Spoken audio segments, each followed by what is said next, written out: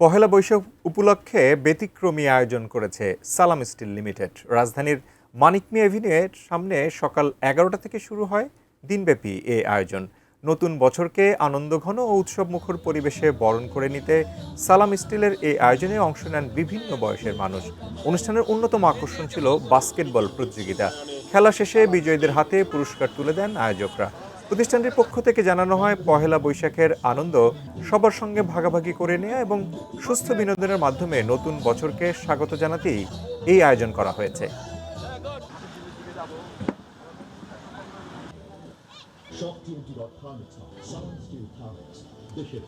নববর্ষ উদযাপনকে সবার সাথে একসাথে ভাগ করে নেওয়া, এর পরিপ্রেক্ষিতে আমরা একটা আনন্দ ঘন মুহূর্ত তৈরি করছি, যেখানে সবাই একটা বল খেলে তার ছোট্ট একটা গিফট এখান থেকে আমাদের থেকে নিতে দিতে পারবে।